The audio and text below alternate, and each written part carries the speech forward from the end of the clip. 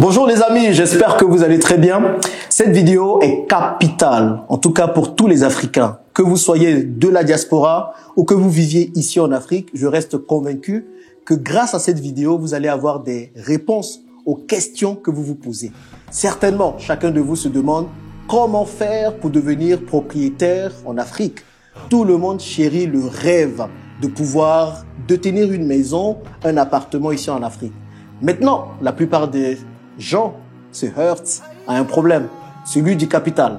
Où trouver l'argent pour construire sa maison de rêve en Afrique? Surtout que nous savons que la construction en Afrique demande beaucoup d'argent. Des millions de francs CFA, parfois des milliards. Dans cette vidéo, nous allons voir quels sont les moyens pour pouvoir construire sa maison. Est-ce que la banque prête vraiment de l'argent? Parce qu'on se tourne souvent vers la banque pour pouvoir avoir un prêt immobilier pour acheter sa maison ou son appartement. Certains disent non, ce n'est pas possible, que la banque t'accompagne. Absolument pas. D'autres disent que c'est possible. On aura les réponses dans cette vidéo. Et qui de mieux qu'un banquier pour nous en parler? Aujourd'hui, je reçois quelqu'un de très cher. Isidore, c'est un ami, c'est celui qui me conseille sur toutes les questions financières et juridiques, que ce soit pour le club business ou pour tous mes business. En tout cas, c'est quelqu'un qui connaît le monde de la banque et il va nous éclairer dans cette vidéo. Il va nous donner des conseils sur comment nous pouvons faire pour obtenir des prêts bancaires. Les gars, ça va être du lourd comme tous les jours. J'espère que vous allez apprécier cette vidéo. C'est tout de suite.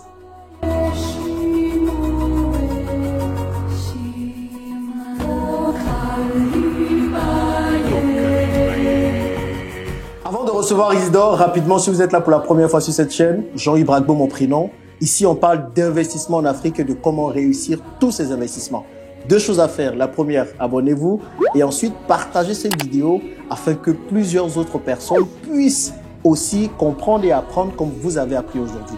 On va pas trop parler aujourd'hui. Isidore, je vais te laisser te présenter. Merci beaucoup d'avoir accepté déjà de te prêter à cet exercice. Je sais que les banquiers là, ils n'aiment pas trop les caméras et tout ça. Mais déjà, je pense que ton amour pour la communauté, pour l'Afrique, fait que tu es là aujourd'hui. Donc, qui es-tu? Vite fait. Ok, merci Jean-Yves. C'est vraiment avec joie que je prends part justement à cette séance d'échange. D'accord. Et moi, je suis Isidore Kakou. Donc, je suis cadre de banque avec... cadre de banque, on ne veut pas dire. Mais bon, c'est voilà. Pas n'importe quel cadre. Hein? Avec un peu plus d'une quinzaine d'années d'expérience. 15 ans quand même. Hein? Voilà, donc c'est ce que je peux dire. Et je suis content justement de participer à cet échange qui permettra justement d'éclairer nos frères et sœurs, tant qui vivent en Afrique que également dans la diaspora, sur les possibilités que les banques offrent en termes d'accompagnement dans le domaine de l'immobilier. Ok. Voilà. On va déjà poser la première question. Est-ce qu'il est possible vraiment, là on parle en toute franchise, est-ce qu'il est possible d'emprunter pour pouvoir acheter un bien immobilier? Et s'il est possible, mais c'est possible pour qui? Oui, je réponds oui à cette question. Il est possible d'emprunter pour acheter un bien immobilier, même pour construire un bien immobilier.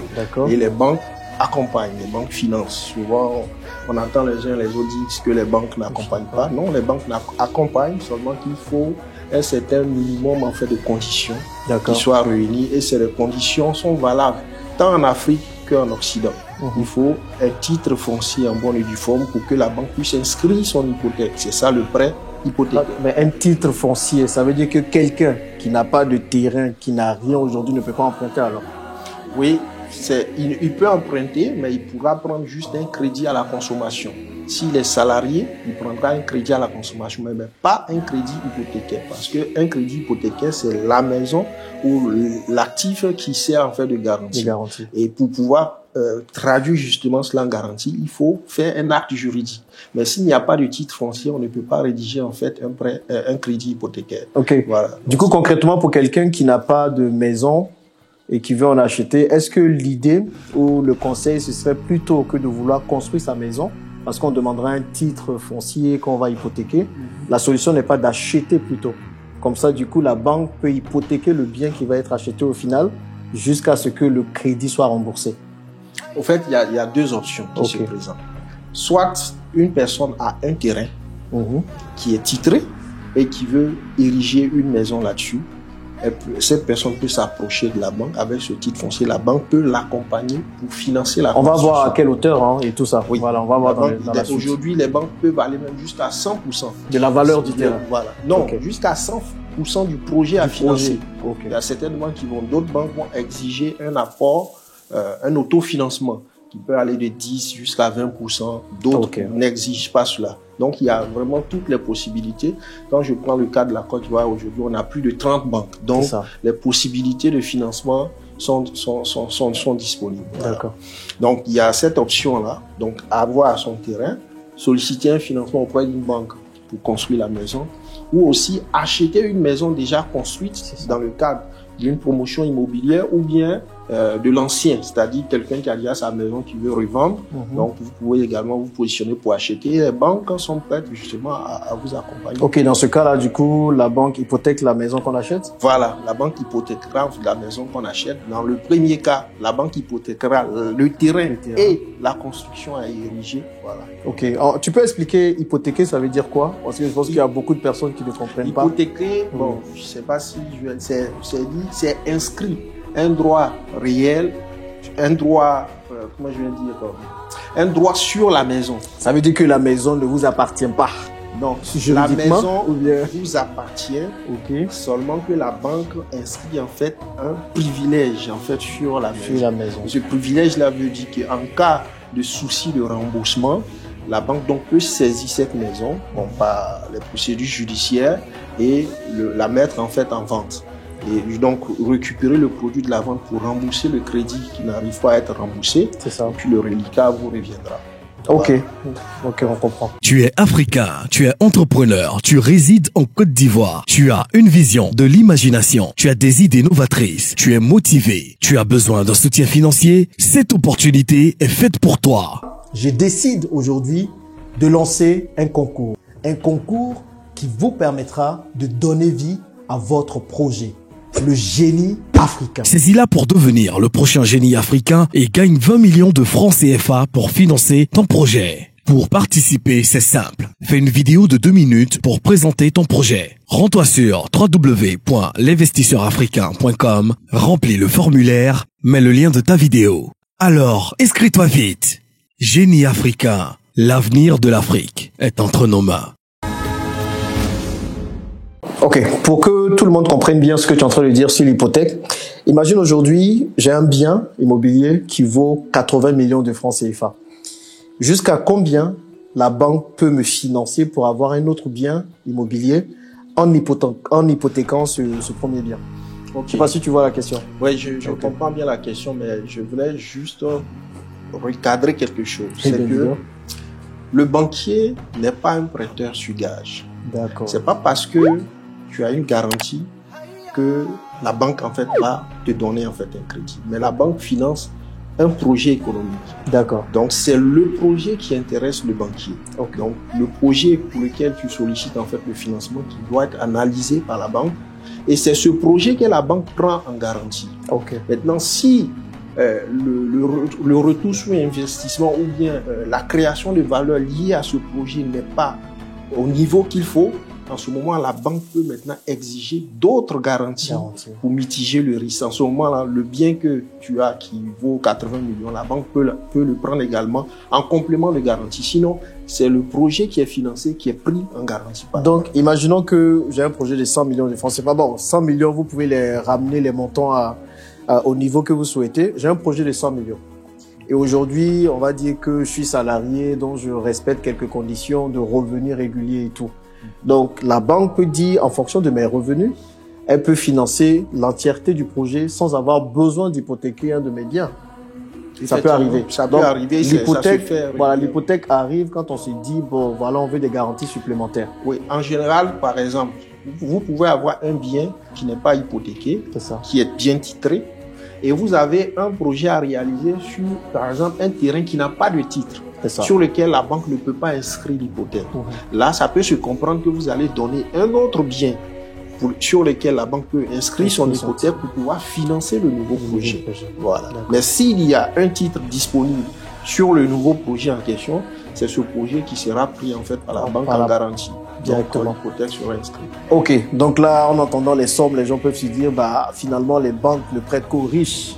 Aujourd'hui, qui peut emprunter pour construire sa maison? Aujourd'hui, tout le monde peut emprunter. Il suffit. Tout le monde, sûr. Tout le monde dans quel sens? peut avoir un crédit bancaire, mais il y a certains éléments simples que la banque regarde. Donc, il faut déjà être un salarié. Être un salarié. Donc, un entrepreneur, ça passe pas? Les entrepreneurs sont financés par la banque parce que la banque accompagne la création de valeur. Donc, les entreprises sont financées. On va voir les entreprises. Prenons les salariés déjà. Voilà. Donc, on va voir qu'est-ce qu'il faut pour un salarié et qu'est-ce qu'il faut pour un entrepreneur aussi qui veut. Parce que les entrepreneurs veulent aussi avoir leur maison. Toute la cible, la majorité de ceux qui suivent la chaîne sont des salariés. Des salariés. Voilà, pour la plupart. J'ai envie de dire des aspirants entrepreneurs. Oui, c'est ça. Donc, ce qui fait que déjà, la première des choses, il faut être un salarié. Donc, il faut travailler pour une structure qui a un peu pignon sur rue ou qui présente quand même une bonne solvabilité du point de vue. On regarde aussi la solvabilité de l'entreprise. Bien sûr, le risque employeur, c'est l'un des premiers risques que la banque regarde. Il faut expliquer encore un peu pour que tout le monde comprenne. Le risque employeur, c'est-à-dire un employeur qui existe depuis un certain temps, qui a une bonne solidité, qui paye régulièrement les salaires, puisque c'est le flux, les salaires qui serviront en fait à rembourser le crédit. Donc, si tu es salarié d'une structure qui bat un peu de l'aile, ce sera difficile en fait de te donner un crédit puisque c'est pas sûr que le salaire. Qu'est-ce que la banque regarde pour dire ça, pour évaluer le risque employeur? On va revenir sur les éléments pour un salarié, mais c'est quoi? C'est déjà que l'entreprise paye bien les salaires, elle existe depuis longtemps. Ça veut dire qu'une entreprise qui a 2 ans d'ancienneté, le risque employeur peut être élevé. C'est pas évident. Et puis quoi d'autre alors? Bon, est-ce que la taille de l'entreprise compte? Est-ce que les PME... la taille de l'entreprise compte. Les très petites entreprises et PME qui viennent de commencer, nous connaissons en Afrique la probabilité des défauts en fait de ces petites entreprises. Au bout de 5 ans, une très bonne partie d'entre eux en fait tombent en faillite. Donc c'est difficile pour les banques souvent ou des salariés de ces structures-là d'être accompagnés au niveau bancaire.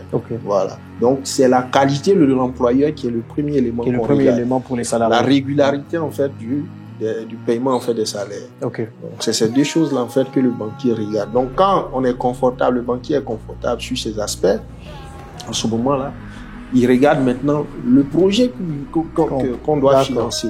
Est-ce que le projet il est titré? Est-ce qu'on a un titre foncier en bonne et due forme qui est inscrit au niveau de la conservation foncière sur lequel la banque peut inscrire une hypothèque? On regarde maintenant le projet que le client veut bâtir. L'enveloppe, le programme d'investissement. Donc ça, c'est combien, quelles sont la composante, les caractéristiques, c'est situé où, dans quel quartier, quelle est la valeur hypothécaire en fait de la zone, donc toutes ces choses qu'on regarde. Et en ce moment-là, on fait les simulations pour voir le montant du crédit dont il a besoin pour réaliser en fait le projet. Quelle est la part de fonds propres qu'il apporte et quelle est la part de financement bancaire qu'il demande. Soit il veut un financement total, ce qui est un peu rare parce que la banque exige au moins une implication financière en fait de celui qui veut le crédit. Donc ça montre que toi-même tu as confiance au projet pour lequel tu sollicites la banque, donc tu es prêt à mettre un peu d'épargne. C'est pourquoi il faut aussi épargner pour pouvoir aussi injecter en fait dans le projet. Mais quand on parle de salarié, on parle quand même d'un niveau minimum de salaire. Est-ce que quelqu'un qui gagne 200 000 francs CFA par mois, il peut espérer avoir un prêt immobilier pour acheter quelque chose? Oui, ça dépend de la maison. Du prix de la maison aussi, c'est un logement social à un prix vraiment très réduit. Oui, c'est possible. Pour quelqu'un qui a 200 000, c'est pas très évident d'en trouver. C'est pas très évident d'en trouver. Je prends le cas de la Côte d'Ivoire. Il y a de cela quelques années, il y a eu une nouvelle loi sur les quotités cessiles et qui avait été prise. Quotité cessible. Ils vont comprendre. Faut expliquer un peu. C'est-à-dire quotité cessible, ça veut dire c'est le montant maximum du salaire qui peut être affecté au remboursement d'un prêt. Voilà, c'est ça en fait la quotité cessible.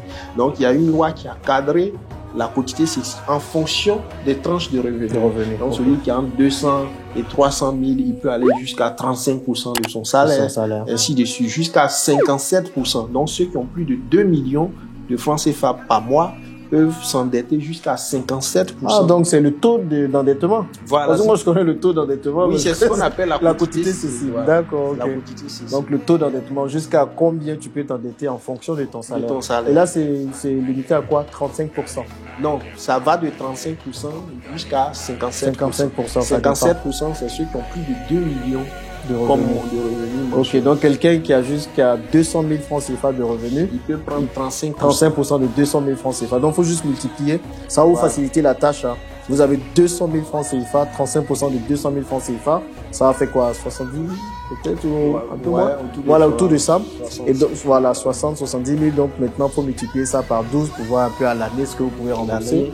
Et puis par année, maintenant. Nombre d'années de remboursement. Et c'est combien le nombre d'années de remboursement moyen que la banque peut donner?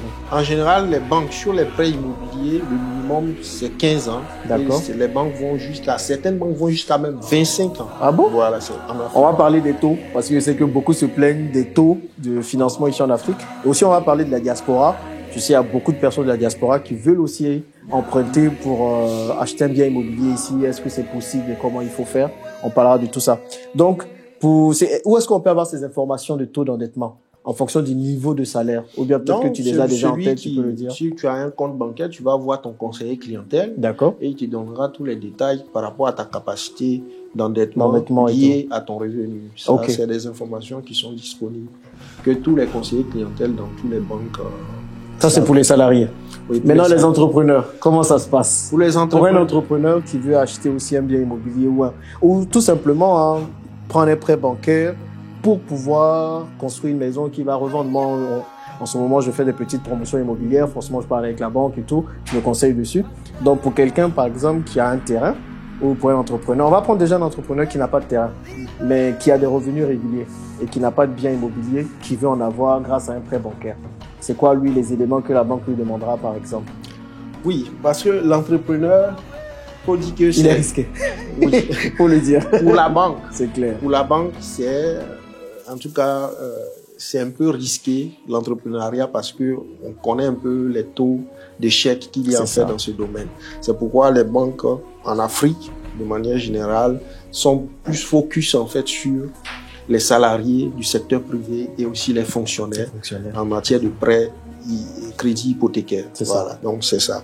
Maintenant, il y a certains entrepreneurs également qui font aussi des projets immobiliers, mais qui ont par exemple des entreprises qui tournent relativement bien, qui se payent aussi des salaires. Ça, c'est important. Voilà, donc ils se payent des salaires. Donc l'astuce, par exemple, pour les entrepreneurs, même dans leurs entreprises, c'est de se payer des salaires. Il faut qu'ils se payent des salaires. Et c'est pour ça c'est important d'avoir une bonne comptabilité aussi. Exact. Tu vois, pour les entrepreneurs qui gèrent leur argent comme ci, comme ça, là, comme des balles de ping-pong, faut pas faire ça. Dès le départ, commencez à vous verser régulièrement un salaire. Et après, avec les fiches de paie et puis le contrat de travail que vous avez avec votre propre entreprise, vous pouvez aller voir la banque qui va vous financer, par exemple, pour des projets. Donc, ça dit qu'il faut dissocier l'entreprise en fait, de sa personne. Donc, il faut aller sur les formes de sociétés, de SARL, SA, ainsi de suite. Donc, les entreprises individuelles, c'est pas vraiment les formes idéales, en fait, pour les banques. Donc, il faut aller vers les formes de société. Là, quand c'est bien distinct, donc il y a des salaires que vous gérez régulièrement, qu'on voit pendant plusieurs mois, plusieurs années sur le compte. Vu la régularité du paiement de ces salaires, ça donne la confiance aux banquiers, parce que pour la banque, il y a un grand principe qui est que ce sont les dépôts qui font les crédits. Donc si tu ne déposes pas, on ne peut pas donner de crédit. C'est ça. Voilà. Donc celui qui fait régulièrement passer des flux sur son compte, il crée la confiance chez le banquier, qui est prêt justement à l'accompagner lorsqu'il a un projet. Ok, là tu dis quelque chose d'important, parce qu'il y a des gens qui veulent obtenir des prêts bancaires mais qui n'ont pas de compte bancaire. Est-ce que c'est pas un peu aberrant ça? C'est très aberrant.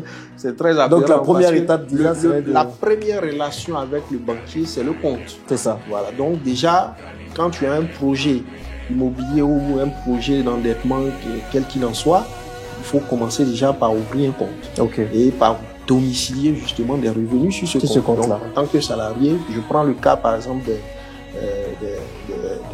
de la diaspora qui est à l'étranger et qui veut soit acheter un bien au niveau local dans son pays d'origine ou bien construire une maison dans son pays d'origine. Déjà, étant à l'étranger, il faut fait un passage au moins dans le pays. Il y a certaines banques même depuis l'étranger qui permettent d'ouvrir des comptes à distance. Donc ça, c'est possible. Donc vous ouvrez un compte dans une banque dans votre pays et en ce moment-là, vous rapatriez de temps en temps de l'argent chaque mois. De temps en temps, est-ce qu'il y a une fréquence? Est-ce que c'est mieux chaque mois? Parce que la banque veut voir quand même des flux. Effectivement, chaque mois, vous faites des rapatriements sur le compte qui va servir à régler les charges peut-être au niveau local. D'accord. Voilà. Souvent des dépenses familiales que vous envoyez au lieu de faire soit des Western Union.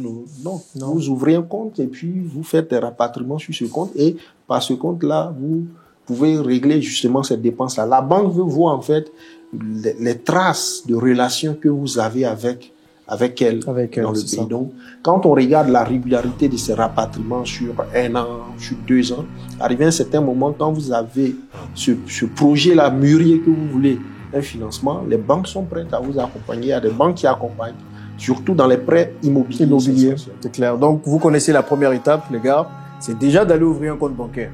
Ok, choisissez, il y a plein de banques ici en Côte d'Ivoire spécialement et dans d'autres pays d'Afrique. Donc, allez déjà ouvrir un compte bancaire et puis faites des mouvements sur le compte bancaire. Envoyez de l'argent comme il a dit, faites quelques dépenses. La banque voit que vous travaillez bien sur votre compte et peut du coup vous financer. Maintenant, imaginons que moi j'ouvre mon compte bancaire dans une banque A. Et est-ce que je peux aller demander un crédit à une banque B, C et ainsi de suite? Bon, c'est possible, bien sûr. Mais est-ce que les possibilités de financement seront les mêmes? Non, c'est parce que un particulier, un individu, une seule banque, c'est suffisant. C'est suffisant. Voilà. Donc, c'est pas nécessaire de multiplier les banques parce que les AGO que vous allez payer, les frais de tenue de compte de part et d'autre, ça risque de vous asphyxier, surtout que les revenus ne sont pas assez consistants. Donc, le mieux, c'est de sélectionner une banque qui est bien, qui a vraiment un réseau d'agences bien étoffé, qui a aussi des accès digitaux très intéressants. Étant donné que vous êtes surtout dans la diaspora où vous pouvez suivre vos comptes en ligne et tout, et puis vous ouvrez vos comptes et toutes vos opérations, vous les faites auprès de cette banque. Auprès de cette banque, quoi. Donc, faut sélectionner peut-être une banque qui potentiellement pourrait financer un projet immobilier. Exact. Parce qu'il y a certaines qui disent qu'elles ne financent pas du tout. On sait que le taux de financement des projets est assez faible, quoi. Bon, si c'est des petites banques, évidemment, leur capacité justement de financement sera limitée. Mais aujourd'hui, je prends le cas de la Côte d'Ivoire, le Cameroun, c'est des pays où il y a quand même le tissu bancaire assez dynamique. Donc, si vous avez un titre en bonne et due forme, vous êtes salarié, vous avez un salaire régulier, les banques vont financer. Ok. Maintenant, du coup, on a commencé un peu avec la diaspora. Quelles sont les conditions qui sont demandées à la diaspora pour obtenir un prêt immobilier? Parce que une des conditions que tu disais, c'était la domiciliation du salaire, en quelque sorte. Donc, les gens de la diaspora, ils peuvent pas demander, par exemple, à les entreprises de payer sur une banque ici. Donc, comment les gens de la diaspora peuvent faire pour obtenir le prêt bancaire? Et ensuite, on parlera des taux aussi. Pourquoi sont-ils si élevés? Oui. Pour les gens de la diaspora, il y a des banques qui ont des offres dédiées justement à la diaspora. Et déjà, le schéma, c'est déjà d'ouvrir un compte bancaire auprès de la banque en question, de faire régulièrement des rapatriements d'une partie de son salaire que la personne reçoit sur son compte à l'étranger, sur le compte en Côte d'Ivoire par exemple, et de faire pendant au moins 1 an, la banque voit la régularité de ces rapatriements.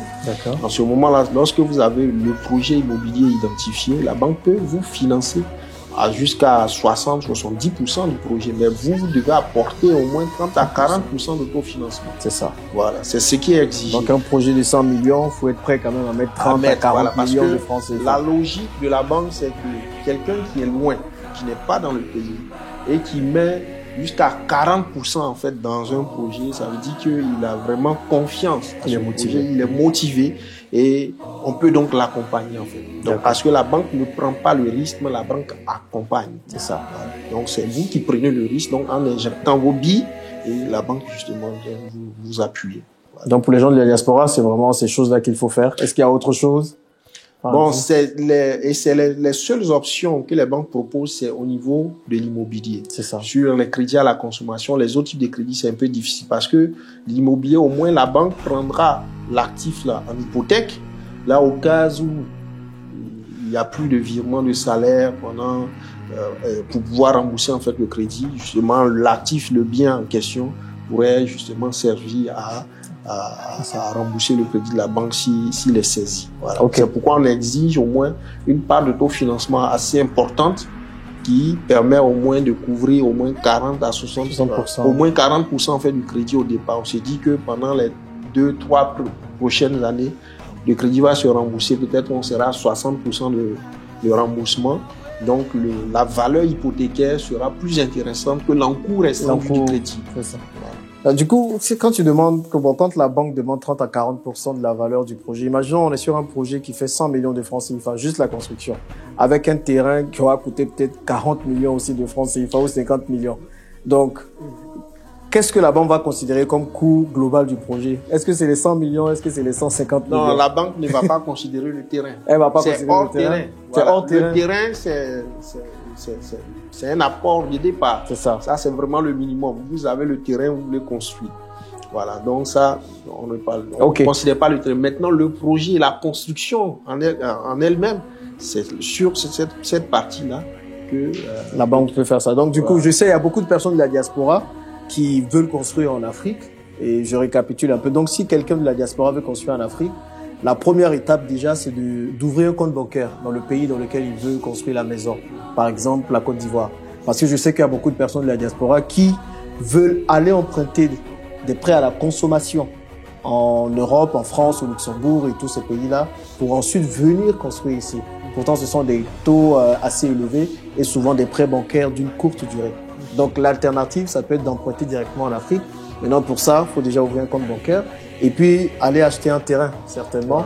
Donc, on achète un terrain en bonne et due forme. Il faut que le terrain ait ses papiers, en tous les titres fonciers. Et maintenant, aller voir la banque avec ce terrain-là, en quelque sorte, et le projet global, et être prêt quand même à mettre jusqu'à 30%, voire 40% de la valeur totale du projet, puis la banque finance le reste. C'est ça. Maintenant, c'est sur quelle période la banque finance et à quel taux?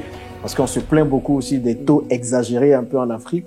Et qu'est-ce qui explique ces taux déjà assez élevés? C'est quoi le taux moyen des prêts bancaires et pourquoi c'est aussi élevé? Le taux moyen des prêts immobiliers, c'est au moins entre 8 et jusqu'à 12%. On a vu des 15% passer parfois.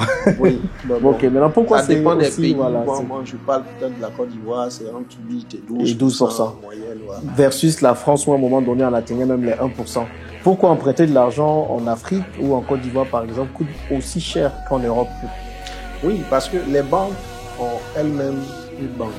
C'est ça. Qui est la banque centrale. Ok. Et la banque centrale prête de l'argent aux banques. La BCAO pour notre cas, voilà, pour le cas de la voilà. Ici et la BEAC au niveau de l'Afrique centrale. Donc prête de l'argent aux banques. Donc la référence justement pour les banques en matière de prêt, c'est justement le taux directeur de la banque centrale. C'est ça. Donc qui est lui aussi relativement élevé.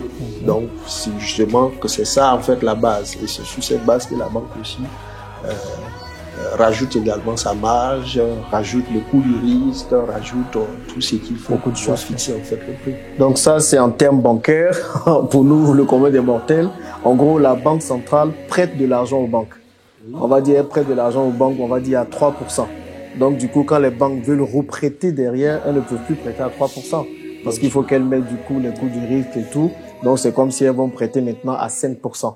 Donc, plus les taux de la banque sont élevés, plus forcément, de la banque centrale plutôt sont élevés, plus forcément les taux des banques vont être élevés. Effectivement. Quoi. Même, il y a aussi le coût des ressources. Parce que ça aussi. Il y a les comptes d'épargne sont rémunérés, par exemple, je prends le cas de la Côte d'Ivoire, à 3,5%.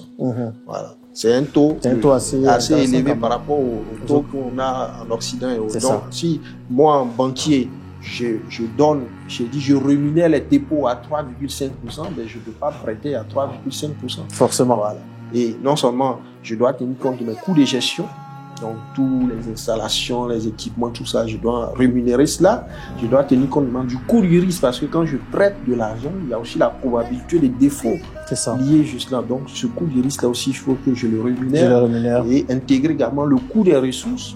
Donc quand j'ai intégré le coût du risque, le coût des ressources, les coûts de gestion, maintenant je rajoute ma marge. C'est ça. Donc ce qui fait que tout de suite ça grimpe quoi. Ça grimpe. Donc c'est à la banque centrale on doit aller parler pour dire baisser votre. Non, pas forcément à la banque centrale, mais il y a aussi que dans nos pays le coût du risque est aussi élevé. Voilà. Donc le coût du risque est aussi élevé. Et puis par exemple pour l'ouverture d'un compte, ici en Afrique, c'est coûteux. Les gens sont beaucoup habitués à l'espèce. C'est ça. Donc, il faut faire une agence, les gens vont venir, ils vont s'asseoir et tout ça coûte de l'argent.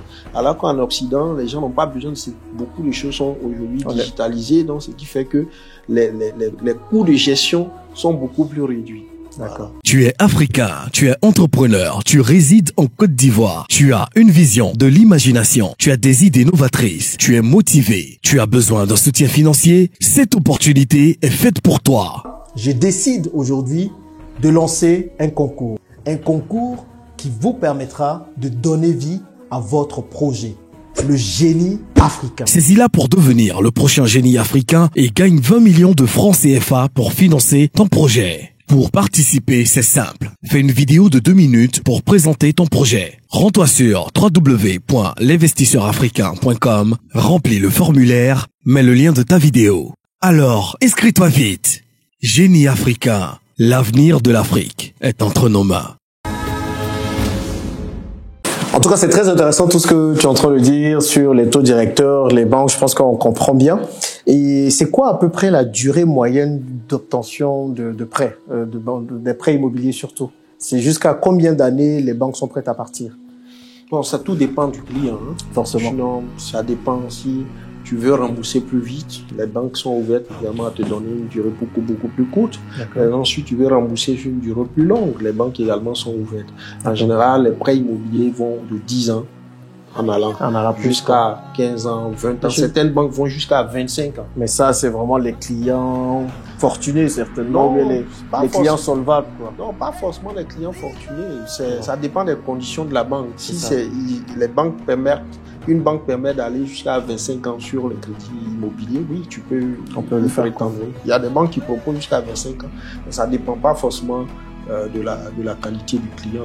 Voilà, c'est l'offre. Voilà, ok, il n'y a pas de problème pour ça. Ouais. Et maintenant, pour tous ceux qui ont des comptes bancaires aujourd'hui, qui aspirent à demander un prêt immobilier demain, quels sont les derniers conseils que tu pourrais leur donner, que ce soit des personnes de la diaspora ou des personnes d'ici?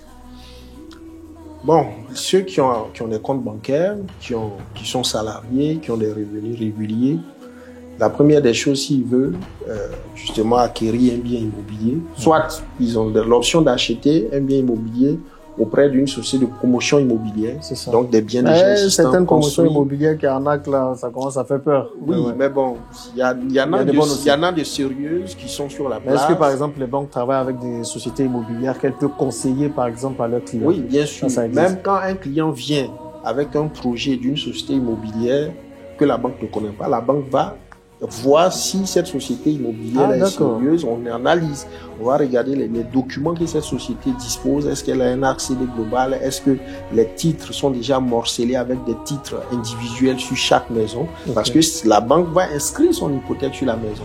Donc si cette maison est dans une promotion immobilière fictive, donc c'est un risque pour la banque. Il y a cette diligence que la banque mène également. Donc, ça c'est très bien, du coup, avant d'aller investir dans une promotion immobilière, la démarche, c'est peut-être d'aller voir sa banque et demander est-ce que la banque connaît cette promotion immobilière, est-ce qu'elle conseille ou pas. Ça vous permettra certainement d'éviter quelques arnaques qu'on commence à voir, quoi. Exactement. En tout cas, quand vous financez un bien immobilier à travers une banque, vous avez au moins la sécurité, plutôt, en tout cas un minimum. De vigilance, parce que la banque fait ce contrôle avant justement de faire le financement. Super. Merci beaucoup. Je pense qu'on pourrait parler pendant des heures et des heures. Si cet échange vous a plu, les gars, vous pouvez le dire dans les commentaires. Et il va revenir, Isidore, peut-être en live ou dans une autre vidéo, pour pouvoir répondre à toutes vos questions. S'il y a des questions qui n'ont pas eu de réponse, n'hésitez pas à les mettre dans les commentaires. Encore une fois, c'est avec l'argent des autres qu'on s'enrichit. Et l'argent des autres se trouve le plus souvent en banque. C'est pour ça que c'est très conseillé d'utiliser de l'argent de la banque pour pouvoir créer, générer de la richesse. Est-ce qu'il faut prendre l'argent de la banque pour créer ou construire sa maison principale ou sa résidence principale? Ça, c'est une autre question. Mais en tout cas, pour tous ceux qui rêvent d'avoir un toit et d'avoir une maison, il est possible de travailler avec la banque en mettant en place ce que Isidore vient de nous dire. J'espère que vous avez appris des choses aujourd'hui et que surtout cet échange vous a plu. N'hésitez pas à le dire dans les commentaires et surtout à partager énormément cette vidéo. Merci Isidore. Je pense que tu reviendras très bientôt. Merci à vous d'avoir suivi cette vidéo et on se dit à bientôt dans la prochaine. Bye bye les gars.